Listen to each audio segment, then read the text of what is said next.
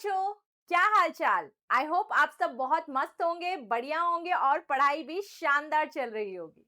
Welcome to the torque institute. I am Anu Gupta, your favourite physics faculty, जो आज आप लोगों के लिए क्लास 9 का ग्रेविटेशन चैप्टर लेके आए हैं और जिसमें हम पहुंच चुके हैं लेक्चर नंबर 6 पे।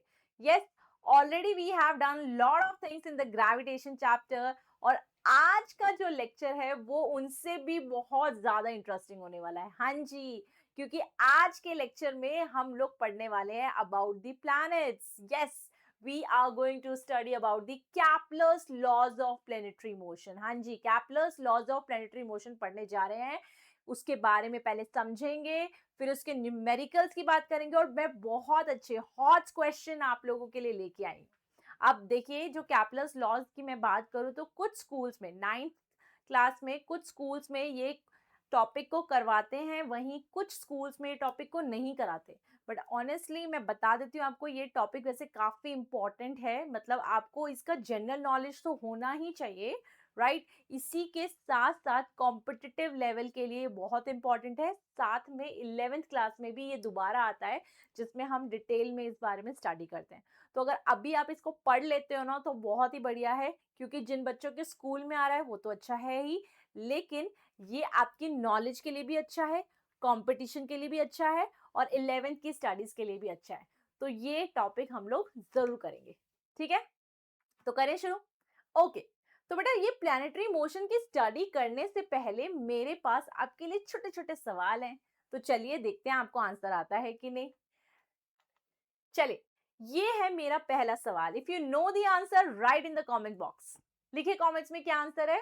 We know that the planets revolve around the sun, is it? Yes.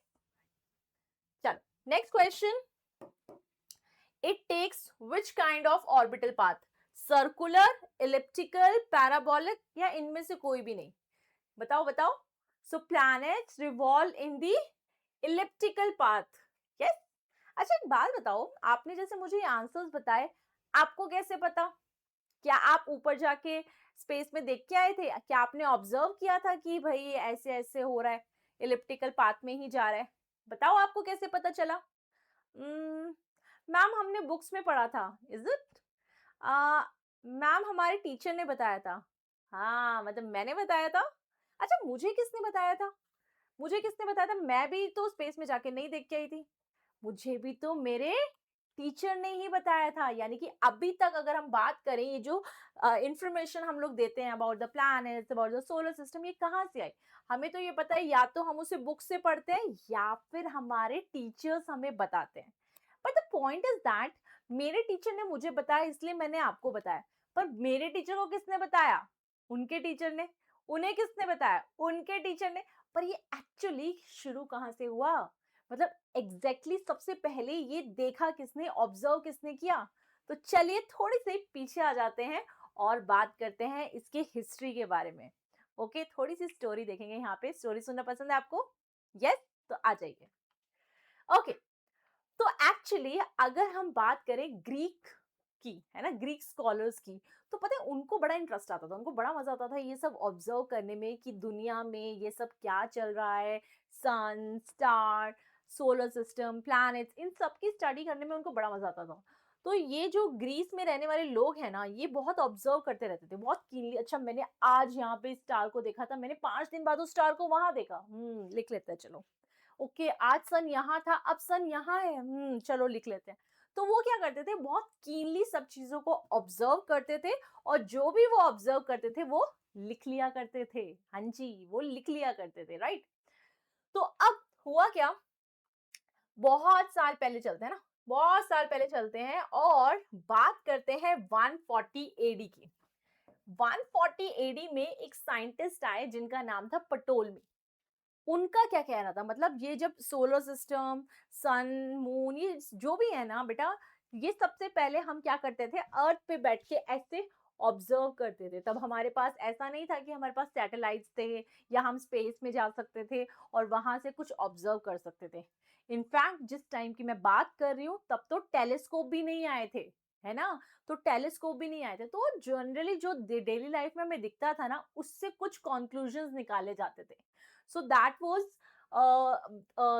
The Ptolemy scientist, है ना। पटोलमी साइंटिस्ट की हम बात कर रहे हैं, जिन्होंने सबसे पहले क्या सोचा, उन्हें ऐसा लगा, है ना, उन्हें ऐसा लगा कि एक्चुअली अर्थ बीच में है और सारी चीजें अर्थ के आसपास घूमती हैं। भाई सही बात भी है। देखो, अगर मान लो हम कहीं जा ही नहीं सकते, हमारे पास टेलीस्कोप भी नहीं है, हम स्पेस में जाके कुछ ऑब्जर्व भी नहीं कर रहे हैं, तो हमें तो यही लगेगा ना यार कि अच्छा, सुबह सूरज आ जाता है, रात को चांद आ जाता है, मतलब हमारे आसपास ही दुनिया घूम रही है। तो हम क्या सोचते थे कि अर्थ इज एट सेंटर। हमें ऐसा लगता था कि जो अर्थ है ना, वो सेंटर में है ना, अर्थ सेंटर में है और बाकी सारी चीजें इसके आसपास घूमती हैं। तो ये थ्योरी किसने दी? ये पटोलमी साइंटिस्ट ने दी, ठीक है, जिसे जियोसेंट्रिक थ्योरी के नाम से जाना गया। जियो का मतलब क्या होता है? जियो का मतलब होता है अर्थ, और सेंट्रिक मींस एट सेंटर, है ना। So this was the theory given by Ptolemy. But क्या वो करेक्ट थे? नहीं। लेकिन हाँ, उस टाइम पे ये थ्योरी उन्होंने दी और लोगों को कुछ हद तक सही भी लगी कि हाँ जी कह रहे हैं तो सही कह रहे हैं, ऐसा ही हमें भी लग रहा है। ओके, बट कुछ प्रूफ नहीं था, लेकिन हाँ, ऑब्जर्वेशन से ऐसा लग रहा था देख के चीजें। लेकिन उसके बाद कौन से साइंटिस्ट आए? 1543 में कोपरनिकस साइंटिस्ट आए, जिन्होंने ऐसा बोला नहीं, जो अर्थ है वो सेंटर में नहीं है। आई डोंट थिंक सो कि अर्थ सेंटर में है। एक्चुअली सेंटर में कौन है? सन। हीलियो का मतलब होता है, हीलियो का मतलब होता है सन। तो वो कहते थे कि जो सन है ना, वो सेंटर पे है और बाकी सारी चीजें इसके आसपास घूम रही हैं। सो this was given by Copernicus scientist. Okay, इतना क्लियर है? ओके, अब इसके बाद अगर हम बात करें, तो जो हम आज कंक्लूजन पे पहुंचे हैं, मतलब जो मैं आपको कैप्लस लॉज पढ़ाने वाली हूँ, राइट, तो वो कैप्लस के लॉज आए कैसे? तो जैसा कि हमने बोला, पहले तो पटोलमी साइंटिस्ट आए थे, जिन्होंने जियोसेंट्रिक थ्योरी दी, जिन्होंने बोला अर्थ सेंटर पे है।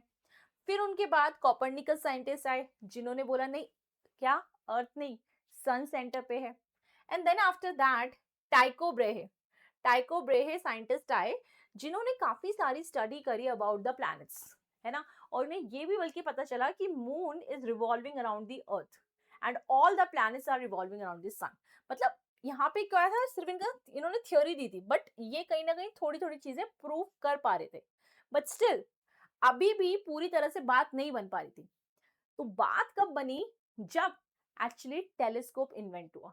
सो telescope was invented by Galileo, है ना। गैलीलियो जो साइंटिस्ट थे, उन्होंने जब टेलीस्कोप बनाया, तो अब सोचो ना बेटा, अगर हमारे पास टेलीस्कोप आ गया, तो हम अब कितनी आराम से चीजों को ऑब्जर्व कर सकते हैं, जो जो हमने ऑब्जर्व किया उसको लिखे, राइट। तो अब हुआ क्या? अब जो मैं बात कर रही हूँ आपको कि कैप्लर जो साइंटिस्ट थे, उन्होंने उन्होंने हमें लॉज दिए। ये बात जरूर ध्यान रखना, कैप्लर साइंटिस्ट ने लॉज जरूर दिए, लेकिन इसका मतलब ये नहीं है कि पूरी स्टडी उन्होंने ही बैठ के करी है।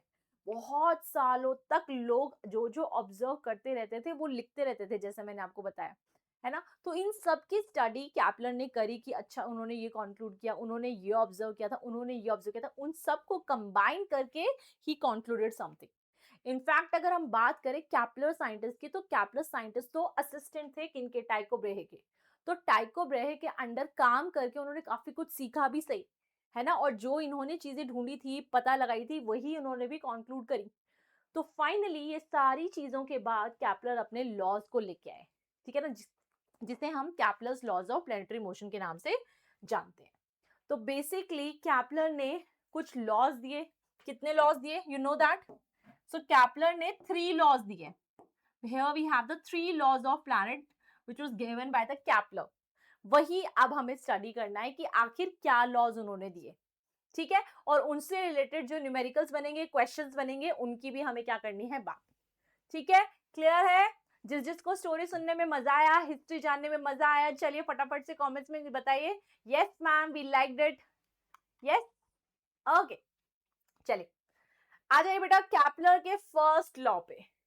कैप्लर साइंटिस्ट ने अपने फर्स्ट लॉ में पता है क्या बोला? उन्होंने अपने फर्स्ट लॉ में ये बताया कि जितने भी प्लैनेट्स होते हैं, दे रिवॉल्व अराउंड द सन, है ना। क्या करते हैं? वो सन के अराउंड घूमते हैं, और सन कैसा होना चाहिए? सन होना चाहिए इलिप्स के वन ऑफ द फोकाई पे, मतलब वो सन के अराउंड तो घूमते हैं, they all revolve in the elliptical path, they all revolve in the elliptical path. देखो जैसे ये कैसे शेप है बेटा, ये शेप कहलाती है इलिप्स, ठीक है ना। सर्कल तो हमें पता ही होता है क्या होता है, ये शेप है इलिप्स। इलिप्स में हमेशा ध्यान रखना, इसमें ना बेटा कोई एक सेंटर नहीं होता, इसमें एक्चुअली होते हैं फोकस। एक फोकाई यहाँ होता है और एक फोकाई यहाँ होता है, दो फोकस होते हैं इसमें। तो वो क्या बोलते हैं कि जो भी प्लैनेट है, जैसे सपोज यहाँ प्लैनेट है, ठीक है, तो हम कह रहे हैं ये जो प्लैनेट रहेगा ना, ये क्या करेगा, ये घूमेगा, ठीक है ना। So if you are talking about this, तो हम कह रहे हैं ये प्लैनेट ऐसे ऐसे घूमेगा, ठीक है, like this. So it revolves around the sun. तो सन कहां पे होगा, उन्होंने कहा सन ना दो जगह पॉसिबल है, या तो ऐसा पॉसिबल है कि सन यहाँ पे हो, ठीक है, सन यहाँ पे है और फिर ये प्लैनेट ऐसे ऐसे घूमे जा रहे हैं, ठीक है, एक तो ये पॉसिबिलिटी है। और दूसरी पॉसिबिलिटी ये है कि शायद ना सन ना इस वाले फोकस पे ना हो, है ना, फोकस तो है यहाँ पे, बट सन शायद यहाँ पे हो, सन यहाँ पे है और प्लैनेट इसके अबाउट घूमे जा रहे हैं। आ रही बात समझ में। तो वो क्या कह रहे हैं, each planet revolves around the sun, each planet revolves around the sun in the elliptical orbit and the sun should be at one of the foci. Sun का होना चाहिए किसी एक फोकस पे होना ही चाहिए। चले, अब मैं इलिप्स के बारे में आपको थोड़ी सी बातें बताती हूँ, देखो ध्यान से। अगर हम इलिप्स की बात करें,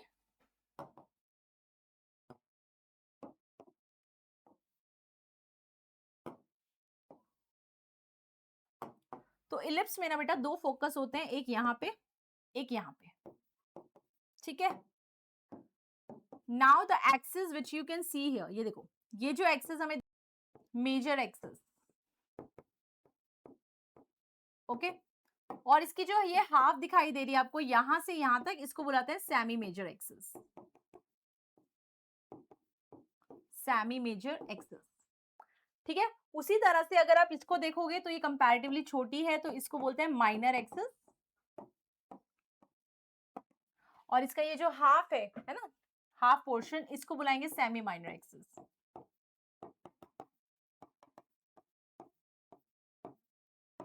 ओके, इतना क्लियर है कि what we are saying here कि जो इलिप्स होता है उसके दो फोकस होते हैं, उसमें एक्सिस होती है, semi major axis, semi minor axis, उसी तरह से major axis and minor axis. Okay, अच्छा, अब देखो बेटा, अगर मान लेते हैं हमारा सन कहाँ पे, यहाँ पे, लेट अस सपोज, ओके, और हमारा प्लैनेट कहाँ पे है, मान लो यहाँ पे। सो ये बताओ, ये सबसे नियरेस्ट पॉइंट है कि नहीं, सन और प्लैनेट का सबसे नियरेस्ट पॉइंट है ना, और कहीं तो नियरेस्ट हो नहीं सकता, यहाँ रखोगे कहीं भी रखोगे, तो इससे पास तो कोई पॉइंट नहीं है। तो जो पॉइंट सबसे पास होता है ना, पास वाले पॉइंट का हमने एक नाम रखा जिसको बोलते हैं पेरीहीलियन पॉइंट, पेरीहीलियन। और सबसे दूर वाला पॉइंट कौन सा दिखाई दे रहा है आपको, ये वाला सबसे फारदेस्ट पॉइंट है, इसका नाम है एपीहीलियन, एपीहीलियन पॉइंट। Clear, okay. अब देखो इधर, so that's how we can define this कि each planet in the solar system moves in the elliptical orbit with the sun at one focus। इस तरह से हम लोग क्या कर सकते हैं, इसको डिफाइन कर सकते हैं। अब हमने क्या किया, हमने कहा कैप्लर्स फर्स्ट लॉ एक और नाम से जाना जाता है, which is called law of orbits, law of orbits, ये ध्यान रखेंगे। क्लियर है यहाँ तक, ठीक है, ओके, अंडरस्टूड। फर्स्ट लॉ समझ में आ गया, सिंपल सा है कि हर एक प्लैनेट इलिप्टिकल ऑर्बिट में मूव करेगा सन के अबाउट। ओके, ओके बेटा जी, चलिए अब बढ़ते हैं अपने सेकेंड लॉ की तरफ। तो Kepler second law which is also known as law of what, law of equal areas. अब जानते हैं भाई इसको इक्वल एरिया के नाम से क्यों जानते हैं, क्या है ऐसा इसमें। तो बेटा डेफिनेशन के हिसाब से बात करें तो डेफिनेशन क्या बोलती है कैप्लर सेकेंड लॉ की, the line joining the planet and the sun sweeps out equal areas in equal interval of time। क्या मतलब है इसका, चलिए बेटा, इसके लिए लेट्स टेक दिस एग्जांपल। वो क्या कहना चाह रहे हैं कि जैसे मान लो, है ना, ये हम लोग बात कर लेते हैं, इधर ध्यान से देखना कि लेट अस सपोज यहाँ पे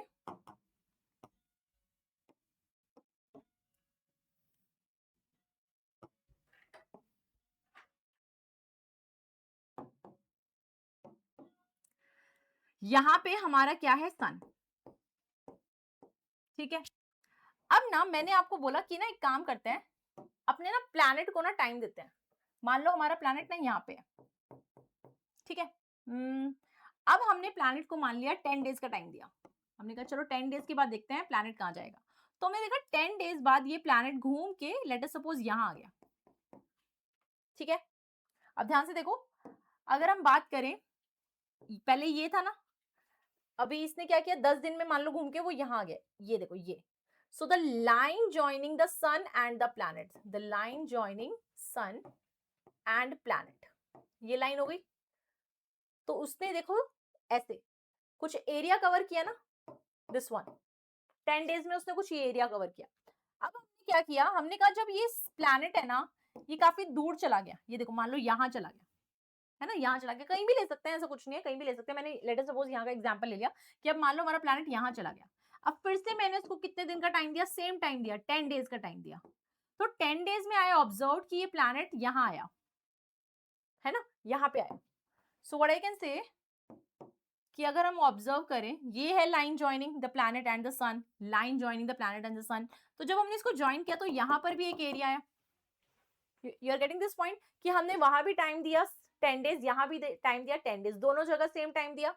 तो अब यहाँ पे जब हम इनके एरियाज को कंपेयर करेंगे ना, यू विल फाइंड कि यहाँ पे मान लो एरिया A1 आया है जो, है ना, और यहाँ पे एरिया जो A2 आया, यू विल फाइंड दैट कि अगर आपने दोनों जगह टाइम सेम दिया है तो जो इनका एरिया स्वेप्ट होगा that will also B same, है ना, that will also B same. हमेशा ही ऐसा पाया गया। देखो कितनी बड़ी चीज है वैसे देखा जाए जो इन्होंने ढूंढ के निकाली, कि अगर इक्वल टाइम दिया गया तो जो एरिया स्वेप्ट होगा that will also be equal.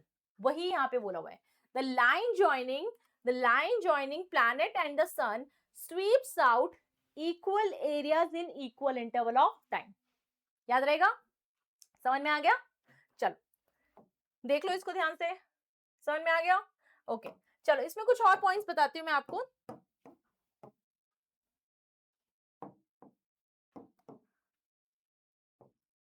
अब मान लो बेटा सन यहाँ पे है ना, और प्लैनेट यहाँ पे, ठीक है। प्लैनेट ये हमारा घूम के कैसे आ रहा है, मान लो ऐसे कुछ आ रहा है, ये प्लैनेट हो गया यहाँ पे ना, और एक बार हम यहाँ मान लेते हैं कि प्लैनेट यहाँ पे है, ठीक है। अब एक बात देखो, जब ना प्लैनेट किसके पास होता है, सन के पास होता है, सन के पास होता है, तो देखो उस टाइम पे उसे इतना डिस्टेंस चलना है, इतना डिस्टेंस, सही बात है। और जब ये इससे दूर है, देखो आप ध्यान से, तो उसको सिर्फ इतना सा डिस्टेंस चलना है। तो सेम टाइम में, क्योंकि दोनों को हमने कितना टाइम दिया, 10 डेज का टाइम दिया, 10 डेज में उसे इतना डिस्टेंस चलना है। लेट अस सपोज ये डिस्टेंस कितना है S1, ये डिस्टेंस कितना है S2। बताओ भाई क्या दोनों डिस्टेंस सेम है? भाई टाइम तो आपने कहा दोनों को सेम दे दो, लेकिन आप कह रहे हो डिस्टेंस देखो सेम है क्या? नहीं ना, वी कैन सी दैट कि जो डिस्टेंस है यहाँ वाले केस में तो ज्यादा चलना पड़ेगा। तो बताओ क्या करें? भाई आपको टाइम सेम दिया है लेकिन डिस्टेंस ज्यादा चलना है, तो उस केस में स्पीड को बढ़ाना पड़ेगा। Yes, are you understanding this? इसका मतलब आपको ये ध्यान रखना है कि जब प्लैनेट आपका सन के पास होता है तो उसकी वेलोसिटी बढ़ जाती है। हाँ जी, जब वो घूमता है ना फटाफट हमारा अर्थ, तो उस टाइम पे स्पीड बढ़ जाती है। जब वो दूर होता है, सन से दूर होता है प्लैनेट, तब उसकी स्पीड कम हो जाती है। हाँ जी, ये ध्यान रखेंगे, इंपॉर्टेंट पॉइंट है कि मान लो यहाँ पे हमारा प्लैनेट है, ठीक है, एंड इट इज मूविंग, तो ये मान लो इसकी वेलोसिटी है v1, तो v1 वेलोसिटी ज्यादा होगी, और अगर यहाँ से ऐसे जा रहा है, ऐसे जा रहा है, तो यहाँ की वेलोसिटी कैसी होगी, कम, v2 velocity will be less, ऐसे मान लो चाहे, ठीक है, ये समझ में आया? अच्छा, इसको ना हम एक और तरीके से भी बोल सकते हैं कि मैम बेटा ऐसा आप पूछो कि मैम ये ऐसा क्यों आया।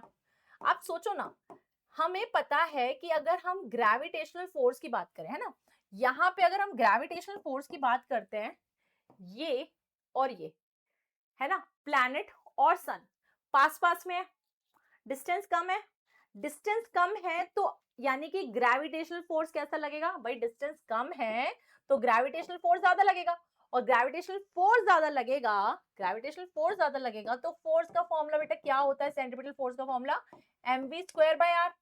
तो अगर आपने फोर्स ज्यादा लगाया तो ऑटोमेटिकली वेलोसिटी भी तो बढ़ जाएगी। मेरी बात समझ में आई कि ठीक है, हमें ये ध्यान रखना है, बिल्कुल ध्यान रखना है कि भाई सेम टाइम में आपको डिस्टेंसेस अलग अलग कवर कराने थे, है ना। सेम टाइम में डिस्टेंस ज्यादा कवर कराना है इस तरफ, तो भाई आपको ज्यादा डिस्टेंस कवर कराना है तो वेलोसिटी भी तो ज्यादा देनी पड़ेगी। अब ये वेलोसिटी ज्यादा भी आई क्यों? क्योंकि यहाँ पे जब प्लैनेट और सन पास पास में होते हैं तो डिस्टेंस कम होता है, डिस्टेंस कम होता है तो ग्रेविटेशनल फोर्स बढ़ जाएगा, है ना। और ग्रेविटेशनल फोर्स बढ़ जाएगा तो सेंट्रीपिटल फोर्स बढ़ जाएगा, जिस वजह से वेलोसिटी बढ़ जाएगी। That's how we can conclude. समझ में आया, है ना इंटरेस्टिंग। तो ये बेटा पॉइंट इंपॉर्टेंट है, इसको जरूर ध्यान रखेंगे, इंपॉर्टेंट पॉइंट। ठीक है, जो बच्चे बेटा नोट्स बना रहे हैं ये पॉइंट जरूर लिख लेना याद से, है ना, नोट्स में ये पॉइंट लिख लेना याद से। ओके, चल let's move to the other law which is the third law. Kepler's third law की बात करते हैं, जिससे हम किस नाम से जानते हैं? लॉ ऑफ पीरियड्स के नाम से भी जानते हैं, क्योंकि ये ना टाइम पीरियड से रिलेट करता है, इसीलिए इसको लॉ ऑफ पीरियड्स भी बताया गया। ये लॉ क्या बोलता है? It says that square of the time period of the planet, है ना, किसी भी प्लैनेट का जो टाइम पीरियड क्या होता है? Time period is the time taken to complete one revolution. मतलब ये प्लैनेट ने यहां से चलना शुरू किया और वापस लौट के यहीं आ गया, चलना शुरू किया वापस लौट के सेम पॉइंट पे आ गया, तो जितना टाइम उसको लगा एक चक्कर काटने में उसे ही क्या बुलाते हैं? Time period. टाइम पीरियड, है ना। तो वो क्या कह रहा है? T square is directly proportional to, है ना, किस पे डिपेंड करता है? जो उसका क्या है? रेडियस। अब देखो यहाँ पे अगर हम बात करें तो इलिप्स पे रेडियस तो हम बोलना सही नहीं रहेगा, क्योंकि यहाँ पे तो बार बार हम देख रहे हैं अलग अलग है, तो इसीलिए उन्होंने क्या बोला यहाँ पे, ध्यान से देखिए, यहाँ बोला the square of the time period of a planet revolving about the sun is proportional to cube of the mean distance. ठीक है ना, कोई रेडियस नहीं बोला है, मीन डिस्टेंस बोला, इसलिए mean distance of the planet from the sun. इसका दूसरा डेफिनेशन भी हम बोल सकते हैं, the square of the orbital period of a planet is proportional to cube of the semi major axis of the elliptical orbit. ठीक है, तो ये आर आप ध्यान रखेंगे, आर क्या है यहाँ पे? मीन डिस्टेंस या फिर सेमी मेजर एक्सिस। ओके, तो यहाँ पे हमने बोला कि ये थोड़ा फॉर्मूला हम ध्यान रखेंगे, T square directly proportional to R cube, इसको आप नीचे लेके आएंगे तो T square by R cube, directly proportional की जगह पे क्या लिखोगे? Equals to constant. ठीक है, करेक्ट, समझ में आ गया। तो ये बेटा आपका हो गया थर्ड लॉ। आई होप यहां तक क्लियर है। क्लियर है तो बेटा कमेंट्स में लिख के बता दीजिए, हाँ जी मैम एकदम क्लियर है, सब मजा आ गया, बढ़िया मजेदार चल रहा है, इज इट? ओके, तो भाई हमारा तो हो गया थ्योरी, थ्योरी तो मुझे इतना ही कराना था। अब आएंगे सवाल, बहुत इंटरेस्टिंग इंटरेस्टिंग क्वेश्चन है, and I hope you are also ready. Ready? चलिए, तो सभी बच्चे एकदम रेडी हो जाइए, फटाफट से दिमाग लगाना है और आंसर्स करने हैं। Okay okay, yes. चल, ये रहा पहला सवाल, देखो, इनमें से बताइए, है ना, इनमें से बताइए कि कौन सा वाला डायग्राम करेक्ट है ना। अभी मैंने आपको पढ़ा दिए हैं सारी चीजें, बताओ इनमें से कौन सा करेक्ट है, फटाफट से कमेंट्स में आंसर लिखिए। हो गया?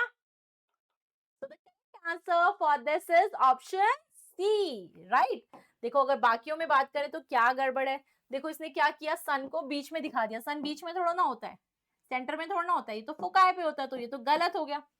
और देखो इधर हम बात करें तो फोकाई तो बेटा यहाँ कहीं होते हैं ना, ये सन को यहाँ इधर बना दिया इन्होंने, इसलिए गलत हो गया।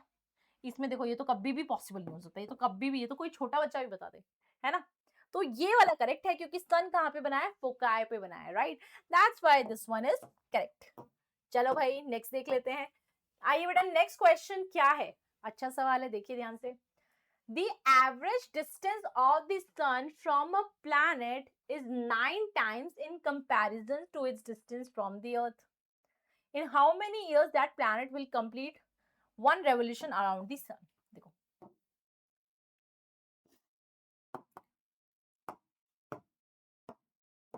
क्या कह रहे हैं, एक प्लैनेट ऐसा बोला है, the average distance of the sun from a planet, the average distance of the sun from a planet is 9 times in comparison to the earth। ठीक है, जैसे कि मान लो अगर हमारे पास ये सन है, और यहाँ पे मान लो अर्थ है, तो हम कह रहे हैं सन और अर्थ का एवरेज डिस्टेंस मान लिया r है, तो उस प्लैनेट का और सन का एवरेज डिस्टेंस कितना है r डैश, जो कि 9r के इक्वल है। तो ऐसे में ये बताओ कि अगर अर्थ एक पूरा चक्कर एक साल में काटता है ना, टाइम कितना होता है 1 ईयर, तो इस प्लैनेट को कितना टाइम लगेगा एक चक्कर काटने में। ओके, क्वेश्चन आगे समझ में, ठीक है, कि इन्होंने क्या बोला, यू हैव द प्लैनेट, एक ऐसा प्लैनेट है जिसका जो डिस्टेंस है सन से प्लैनेट तक का वो 9 टाइम्स ऑफ द डिस्टेंस है जो कि सन और अर्थ के बीच में है। अब हमको तो पता है कि जो अर्थ है वो पूरा एक रेवोल्यूशन लेने में, यानी कि उसका जो टाइम पीरियड है वो 1 ईयर होता है, तो आपको ये बताना है कि इस वाले प्लैनेट का कितना होगा, जिसका 9 आर है ना डिस्टेंस, इसका कितना टाइम पीरियड होगा। तो आप देख सकते हैं क्वेश्चन में टाइम पीरियड और आर को रिलेट किया जा रहा है। तो एक बार अपने लॉज को थोड़ा सा रिमाइंड करना, कौन से लॉ में हमने ऐसा पढ़ा है, टी और आर के बीच में रिलेशन, कैप्लर्स थर्ड लॉ में। हाँ जी, आ जाइए फिर यहाँ पे। तो कैप्लर्स थर्ड लॉ क्या बोलता है, T square directly proportional to R cube. हाँ जी भाई, T square directly proportional to R cube. अब दो प्लैनेट्स को हमें कंपेयर करना है, तो एक काम करते हैं, ऐसा लिख लेते हैं, है ना, ऐसा लिख सकते हैं ना, ये हो गया R1 बाय R2 का क्यूब, ठीक है।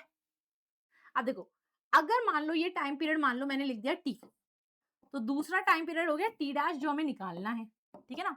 अच्छा, अर्थ का रेडियस हमने लिया r, तो जो नया वाला प्लैनेट है r डैश, उसका प्लैनेट का डिस्टेंस, उसका डिस्टेंस कितना था 9r का क्यूब, ऐसे लिख दोगे। अब देखो क्या दिख रहा है आपको, क्या हम r से r काट दे, हाँ जी। अब देखो क्या बचा, t बाय टी डैश का होल स्क्वायर इक्वल्स टू 1/9 का क्यूब, ठीक है, यहां तक क्लियर है। अब मैं आपको क्या कह रही हूँ, लेट्स डू वन थिंग, एक काम करते हैं, दोनों साइड ना अंडर रूट ले लेते हैं, ऐसे ऐसे ले लेते हैं, तो ये कट जाएगा, ठीक है ना, ये कट जाएगा। अब देखो क्या आ गया, t by T dash equals to 1/9, 3/2 लिख सकते हैं ना ऐसा, 3/2। अब देखो, अब एक काम कर रहा हूं, हम ना इसको 9 को क्या लिख सकते हैं, क्या हम 1 बाय ये 3 का स्क्वायर लिख सकते हैं इसको, 3/2। ओके, अच्छा बेटा ये ध्यान से देखना, क्या इसका मतलब, क्या इसका मतलब ये नहीं है, यस। अब देखेंगे तो 2 से 2 कैंसिल हो रहा है, हो रहा है। अब ये क्या बचा, 3 की पावर 3, 3 की पावर 3 कितना होता है 1/27, यानी कि t बाय टी डैश कितना आ गया 1/27, और हमें क्या निकालना था t डैश, देखो t डैश क्या क्या आ गया 27t, है ना। और टाइम पीरियड ऑफ दी अर्थ कितना होता है 1 ईयर, यानी कि कैपिटल टी की जगह 1 डल जाएगा, तो टी डैश क्या हो गया 27 years. So this will be the answer, समझ में आया। तो ऐसे करना होता है इन क्वेश्चंस को, ठीक है, ऐसे करना होता है इन क्वेश्चंस को, ध्यान से देख लो, जब भी ऐसे सवाल आएंगे हमेशा एक दूसरे को जो कंपेयर करने के लिए बोलेंगे, it's better to always write the relation like this, ठीक है। फिर जब इन्होंने बोला कि जो T1 है, T1 हमने अर्थ का कंसीडर किया, तो टाइम कितना हो गया T, और अर्थ का रेडियस कितना है या डिस्टेंस, मीन डिस्टेंस कितना है R। वहीं दूसरे प्लैनेट के लिए मैंने क्या लिखा T डैश, और उसका डिस्टेंस कितना था 9R, वो हमने डाल दिया, फिर R से R कैंसिल किया, ठीक है। अब ना देखो, आपको T डैश निकालना, तो ये हम स्क्वायर वगैरह में नहीं छोड़ेंगे ना, we have to solve this.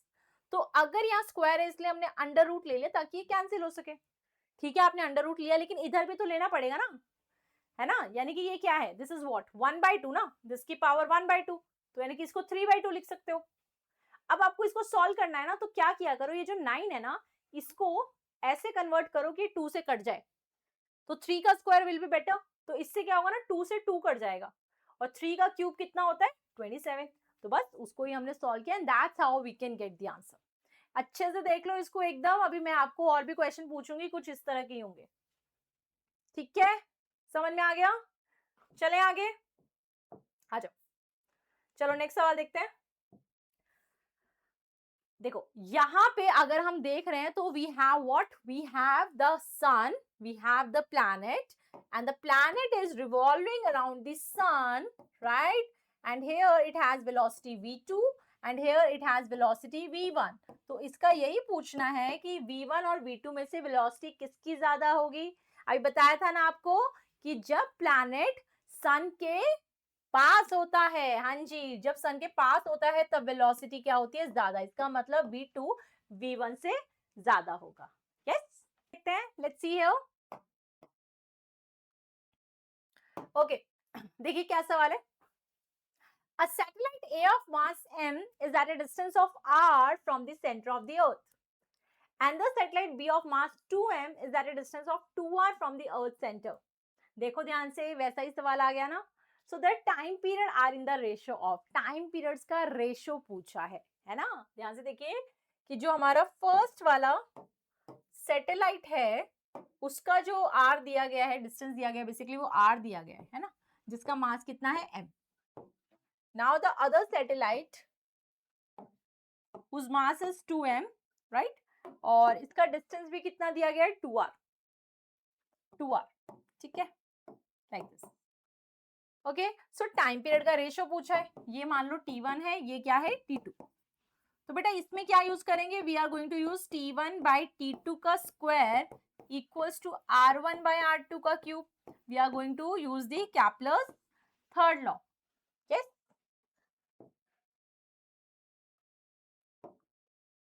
चल आगे देखो क्या गिवन है। अब हम यहाँ पे क्या करते हैं, t1 बाई t2 का होल स्क्वायर, r1 कितना है, r के इक्वल, r2 कितना है, 2r के इक्वल, सो 2r का क्यूब। यस, अब हम क्या कर सकते हैं, we can cancel r and r। तो देखो क्या बचा, t1 बाई t2 का स्क्वायर इक्वल्स टू 1 बाई 2 का क्यूब। यस, लेकिन हमें तो t1 बाई t2 चाहिए, उसका स्क्वायर थोड़ा ना चाहिए। तो एक काम करते हैं ना, इसको हम क्या करें, मल्टीप्लाई विद, देखो ध्यान से, t1 बाई t2 की पावर जो 2 है उसको क्या करो, मल्टीप्लाई विद 1 बाई 2। तो यहां भी क्या करोगे, 1 बाई 2 की पावर 3, इसको भी मल्टीप्लाई विद 1 बाई 2, ऐसा कर सकते हैं, है ना। तो उससे क्या होगा ना, ये इससे कैंसिल हो जाएगा, तो ये रेशियो आ जाएगा t1 बाई t2 जो हमें चाहिए था।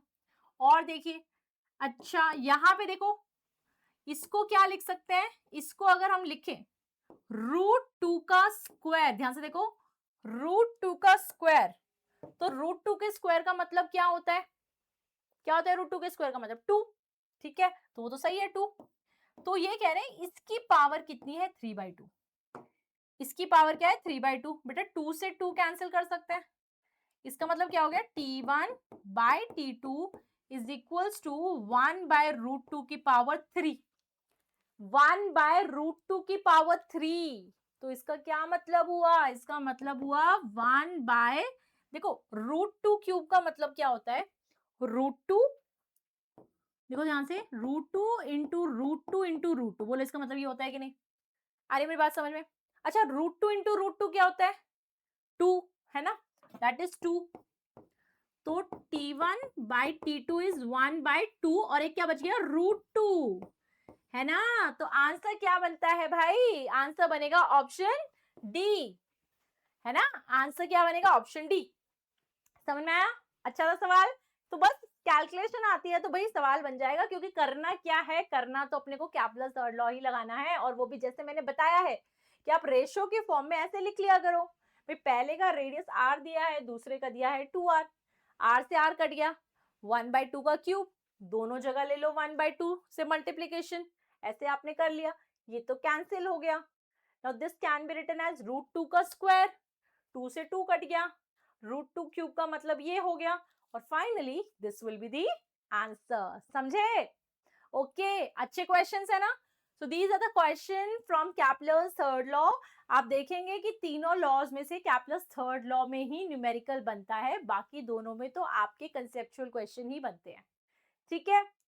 अब किसकी बारी है, now we are having one hot question, देखिए ध्यान से, ये इसके बाद हम बात करेंगे अपने हॉट क्वेश्चन की, और ये रहा आपके लिए सवाल। चलिए करिए try, everyone pose the screen and try this question, फिर डिस्कस करेंगे, करो।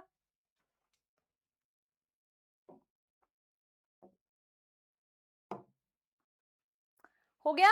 Right the answer in the comments. क्या क्या आंसर आए बेटा आप लोग के, लिखो, करें चेक क्या आंसर है। आइए, the distance of the two planets from the sun, ध्यान से देखो, the distance of the two planets यानी कि R1 is 10 की power 13 metre and R2 is 10 की पावर 12 मीटर। ये डिस्टेंस है from of the two planets. ठीक है, क्या बोला है, find the ratio of the speed of the two planets. ये ना V1 by V2 पूछ रहे हैं आपसे, this time they are asking for the ratio of the speeds, not the time period, not the time period.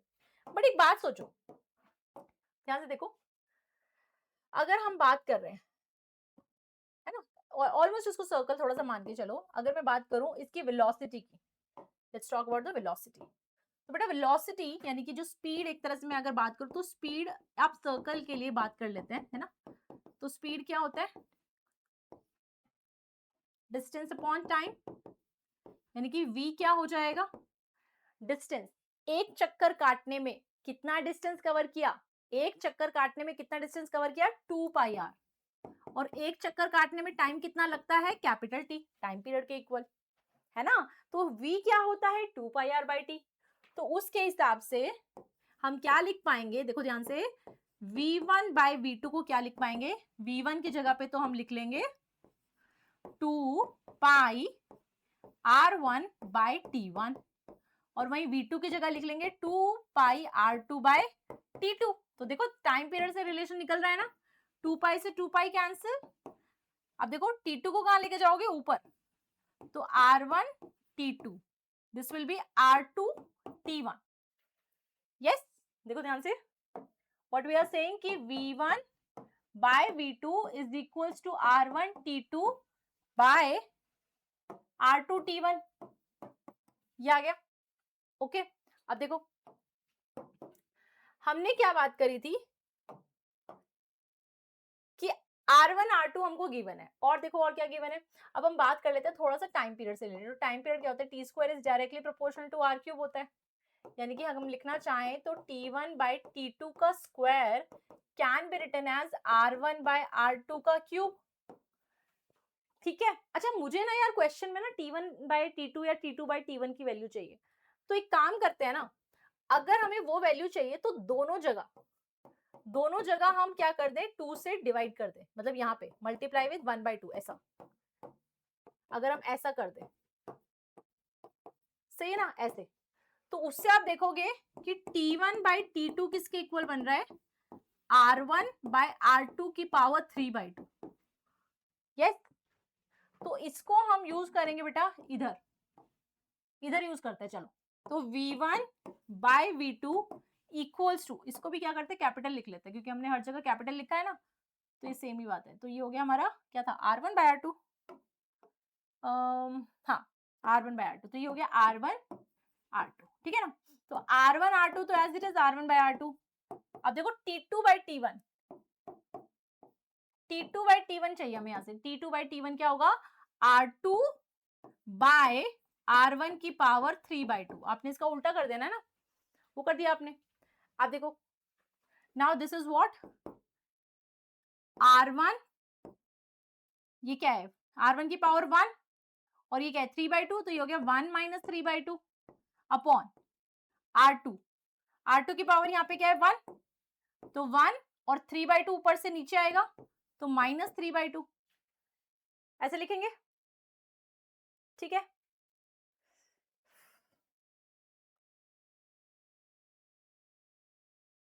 ठीक है ना। अब ये हो गया r1 1 माइनस 3/2, यानी कि 2 माइनस 3/2, तो माइनस 1/2 आ गया, और नीचे भी माइनस 1/2 आ गया, r2 की पावर माइनस 1/2, यानी कि ये हमारा हो जाएगा under root of r2 bye r1, है ना, under root of r2 bye r1। ठीक है, अब r2 और r1 की वैल्यू डाल के देखते हैं।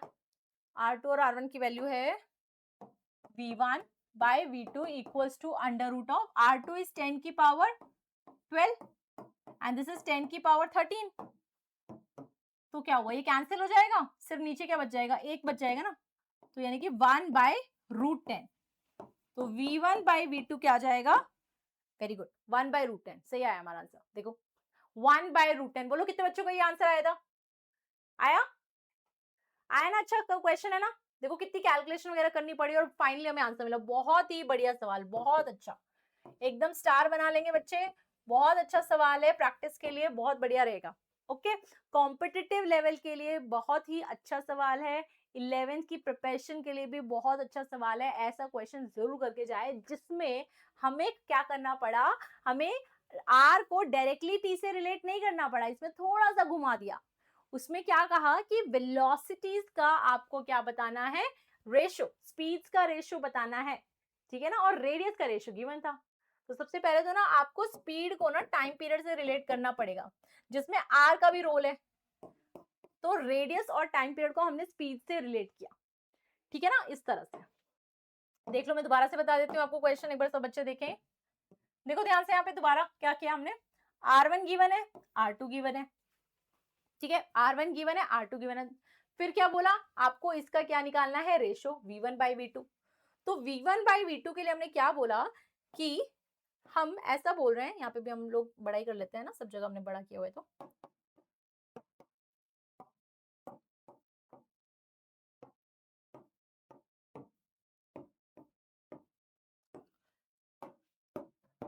है ना, तो हमने क्या बोला, जो V है, V1 और V2 का रेशो है, तो वो क्या होगा 2πr/t, 2πr/t। ओके, 2π तो कैंसिल हो जाएगा। Now you have this, right, ठीक है। हमने कहा क्या बोला कि हमारे पास इसका मतलब स्पीड का रेशो ये आ गया। अब जो स्पीड का रेशो ये आया है, तो अब इसमें थोड़ा सा हमें क्या करना पड़ेगा, टाइम पीरियड को रेडियस की फॉर्म में लिखना पड़ेगा, क्योंकि क्वेश्चन में टाइम पीरियड की इंफॉर्मेशन गिवन नहीं है। तो हमने कहा फिर उसके लिए हम क्या यूज करेंगे, थर्ड लॉ। तो उसके हिसाब से ऐसा लिखा जा सकता है। अब हमने कहा हमें तो T1/T2 चाहिए ना, तो अब इसको 1/2 से मल्टीप्लाई कर दो, तो यहाँ भी 1/2 से मल्टीप्लाई करना पड़ेगा, यानी कि T1/T2 क्या आ गया, R1/R2 की पावर 3/2। सही बात है। अब देखो ये क्या है, T1, ये है T2, T1/T2, यानी कि इसको क्या करना पड़ेगा, T1/T2 के R1 को नीचे और R2 को ऊपर, R1 को नीचे और R2 को ऊपर लिखना पड़ेगा। Got it. अब हमने क्या बोला, यहाँ पे इसकी पावर क्या है 1, इसकी पावर क्या है 3/2, तो इसको ऊपर लेके जाओगे तो माइनस में लेके जाओगे ना, 1 - 3/2। उसी तरह से इसकी पावर कितनी है 3/2, और यहाँ पे पावर है 1, है ना। तो अगर आप इसको नीचे लेके आ रहे हो, इसको नीचे लेके आ रहे हो ना, तो R2 1 - 3/2 करोगे। ओके, अब इसमें क्या होगा, 2 एलसीएम, 2 - 3/2 तो -1/2, ऐसे ही नीचे -1/2, है ना। -1/2 का मतलब क्या हुआ कि R1 नीचे जाएगा और R2 नीचे जाएगा, अंडर रूट R2 और नीचे अंडर रूट R1, ऐसा। फिर हमने क्या बोला, R2 की वैल्यू 10 की पावर 12 थी और R1 की पावर 10, वैल्यू 10 की पावर 13। तो इस तरह से हमने जब वैल्यूज पुट करी, finally we are getting this ratio. Yes, समझ में आया। सो आई होप आप लोगों को मजा आया हो समझने में प्लैनेटरी मोशन के बारे में, इसका थ्योरी और बहुत अच्छे अच्छे सवाल जो आज हमने किए हैं। यस, तो यहाँ पर हमारा खत्म होता है पोर्शन जिसमें हम लोगों ने बात किया था ग्रेविटेशनल फोर्सेस के बारे में, ग्रेविटी के बारे में, है ना, इन सब चीजों के बारे में। अब हमारा जो नेक्स्ट लेक्चर आने वाला है वो किस पे आने वाला है, जिसमें हम लोग किसके बारे में बात करने वाले हैं, प्रेशर के बारे में बात करेंगे। Yes, we are going to talk about the pressure exerted by the solids, liquids and gases। हम ये भी बात करेंगे कि पानी के अंदर जाने के बाद हमारी बॉडी पे प्रेशर क्यों लगता है ना, और कितना लगता है, क्या उस प्रेशर की वजह से हमारी जान भी जा सकती है। ये सारी बातें हम लोग नेक्स्ट क्लास में डिस्कस करेंगे। तो चलिए बने रहेगा मेरे साथ, नेक्स्ट लेक्चर में मिलेंगे। टिल देन सभी बच्चे प्रैक्टिस करते रहें, एंजॉय करें और पढ़ाई करते रहें। Thank you everyone, have a nice day.